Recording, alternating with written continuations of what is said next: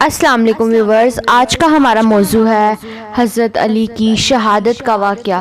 رمضان المبارک سن 40 ہجری کو جب حضرت علی صبح 19 رمضان اٹھے تو حضرت علی نے اپنے بڑے بیٹے حضرت حسن کو خواب سنایا۔ آج رات میں نے خواب میں حضرت محمد صلی اللہ علیہ وآلہ وسلم سے عرض کیا، اے اللہ کے نبی، لوگوں کے نامناسب رویے سے سخت نزاع کی صورت جنم لے رہی ہے۔ حضرت محمد صلی اللہ علیہ وآلہ وسلم نے فرمایا، اے علی، تم اللہ سے دعا مانگو۔ حضرت علی فرماتے ہیں کہ میں نے اللہ تعالیٰ کی بارگاہ میں دعا کی، اے میرے خدا، مجھے ان سے اعلیٰ لوگوں میں لے جا۔ ابھی یہ بات چیت ہو رہی تھی کہ کوفہ کی جامع مسجد سے اذان کی آواز آئی۔ حضرت علی مسجد چلے گئے۔ قربان جائیے میرے پیارے آقا محمد صلی اللہ علیہ وآلہ وسلم پر علامہ جلال الدین ستوی شافعی رحمۃ اللہ، مسند امام احمد اور حاکم سے روایت ہے کہ ایک مرتبہ اللہ کے محبوب حضرت محمد صلی اللہ علیہ وآلہ وسلم نے ارشاد فرمایا، علی کرم الوجہ، دو قسم کے لوگ انتہائی بدبخت ہیں۔ ایک تو آل سمود ہیں جنہوں نے اللہ کے پیغمبر حضرت صالح علیہ السلام کی اونٹنی کی کونچیں کاٹ دی۔ دوسرے وہ جو تمہارے سر پر تلوار مار کر تمہاری داڑھی کو خون آلود کر دے گا۔ تو میرے آقا صلی اللہ علیہ وآلہ وسلم نے مولا حضرت علی کو پہلے ہی بتا دیا تھا کہ تمہارے سر پر تلوار ماری جائے گی اور تمہاری داڑھی خون سے رنگین ہو جائے گی، اور وہی ہوا۔ حضور پاک کی کچھ احادیث ہیں جو ہمیں تو اثر سے ملتی ہیں، جیسا کہ نبی پاک نے فرمایا، علی مجھ سے ہیں اور میں علی سے ہوں۔ تم سب میں بہترین فیصلہ کرنے والا علی ہے۔ علی کو مجھ سے وہ نسبت ہے جو ہارون کو موسیٰ علیہ السلام سے تھی۔ علی مجھ سے وہ تعلق رکھتے ہیں جو روح کو جسم سے یا سر کو بدن سے ہوتا ہے۔ ناظرین گرامی، حضرت علی کی شہادت کے بارے میں دو طرح کی روایات ہیں۔ ایک تو یہ کہ حضرت علی رضی اللہ تعالیٰ عنہ مسجد کی طرف جا رہے تھے کہ اچانک ابن منجم سامنے آ گیا۔ ابن منجم نے آپ پر زوردار تلوار کا وار کیا۔ حضرت علی کا سر مبارک پیشانی سے لے کر کان پٹی تک کٹ گیا۔ یہ کٹ دماغ تک جا پہنچا۔ وہاں بہت زیادہ لوگ اکٹھے ہو گئے۔ لوگوں نے ابن منجم کو پکڑ لیا۔ سخت زخم ہونے کے باوجود آپ رضی اللہ تعالیٰ عنہ 2-3 دن تک زندہ رہے۔ 21ویں رات کو آپ رضی اللہ تعالیٰ عنہ نے شہادت نوش فرمائی، لیکن زیادہ قوی روایات یہ ہیں کہ آپ پر کوفہ کی جامع مسجد کے اندر حملہ ہوا۔ جب آپ نماز کی حالت میں تھے، حضرت علی مسجد کوفہ میں تشریف لائے تو ابن ملجم مسجد میں سو رہا تھا، الٹا لیٹا ہوا، نیچے تلوار کو چھپائے، تلوار بھی زہر میں بجھی ہوئی۔ علی نے کہا، اے ابن ملجم، اٹھ جا، نماز کا وقت نکلا جا رہا ہے، نماز ادا کر۔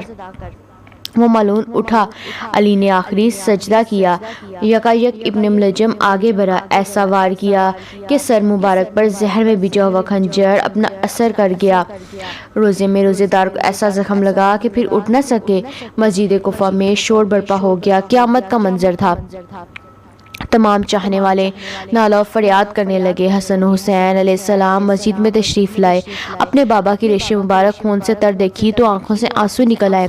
اصحاب حضرت علی کو کاندھوں پہ ڈال کر گھر لے گئے۔ گھر والے تڑپ کر رہ گئے۔ حکیم نے علاج شروع کیا مگر زہر اپنا کام کر چکا تھا۔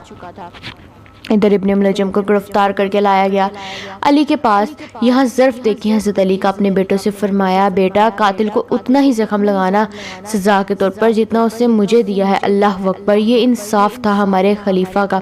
3 دن اس زخم کی شدت میں تڑپتے رہے اور 21 رمضان المبارک کو حضرت علی رضی اللہ تعالیٰ عنہ نے شہادت پائی۔ اکثر ہمارے ذہن میں سوال آتا ہے کہ حضرت علی کو کیوں شہید کیا گیا؟ ابن ملجم نامی شخص جس نے آپ کے سر پر تلوار کا وار کیا، خوارج کی ایک عورت تھی جس کا نام حسام تھا، جبکہ بعض روایات میں اس کا نام قطامہ آیا ہے۔ ابن ملجم اس پر عاشق ہو گیا۔ ابن ملجم اس عورت کی محبت میں اتنا گرفتار ہوا کہ اسے شادی کرنا چاہتا تھا۔ اس عورت نے اپنے عاشق سے یہ شرط رکھی تھی کہ مجھے حق مہر میں 3000 درہم اور حضرت علی کا سر مبارک چاہیے۔ اگر تم یہ کر سکتے ہو تو میرے ساتھ شادی کرنے کے لیے تیار ہو جاؤ، اگر تم یہ سب نہیں کر سکتے تو میں آپ سے شادی نہیں کروں گی۔ حضرت علی کے قاتل نے اپنی محبوبہ کو خوش کرنے کے لیے حضرت علی رضی اللہ تعالیٰ عنہ کو شہید کیا تھا۔ جبکہ طبقات کبری میں ابن سعد لکھتے ہیں کہ حضرت علی کی شہادت ایک انتقامی کارروائی تھی، کیونکہ جنگ نہروان میں حضرت امام علی کے ہاتھوں خوارج نے شکست کھائی اور وہاں سے جان بچا کر بھاگے۔ انہی میں سے 3 افراد عبد الرحمن بن ملجم، برق بن عبداللہ تمیمی اور عمر بن بکیر تمیمی مکہ میں جمع ہوئے اور کافی بحث و مباحثے کے بعد اس نتیجے پر پہنچے کہ ایک ہی وقت میں تینوں یعنی علی، معاویہ اور عمرو بن عاص کو قتل کر دیا جائے۔ چنانچہ عبد الرحمن بن ملجم نے حضرت علی کو شہید کرنے کی ذمہ داری قبول کی اور اسی کام کو مکمل کرنے کے لیے وہ کوفہ آیا اور اپنے خوارجی ساتھیوں کے ساتھ مل کر حضرت علی کو شہید کرنے کا منصوبہ بنانے لگا۔ اسی دوران اس کی ملاقات قطامہ نامی لڑکی سے ہوئی جس نے اس کے ساتھ شادی کے لیے حضرت علی کو شہید کرنے کی شرط رکھ دی، جس پر ابن ملجم نے کہا میں تو پہلے ہی اس کام کے لیے آیا ہوں۔ حضرت امام غزالی فرماتے ہیں کہ عشق ایسی چیز ہے جو بڑے بڑے بادشاہوں کی آنکھوں میں پٹی باندھ دیتا ہے۔ عشق بادشاہوں سے ایسے ایسے کام کروا دیتا ہے جو کام بادشاہوں کو سلطنت سے غرق کر کے خاک میں ملا دیتے ہیں۔ حضرت علی رضی اللہ تعالیٰ عنہ کا قاتل ایک عورت کے عشق میں گرفتار تھا جس نے نعوذ باللہ آپ کو شہید کر دیا۔ اس عورت کے پاگل عاشق نے اپنے انجام کو سوچے بغیر حضرت علی کو شہید کر دیا۔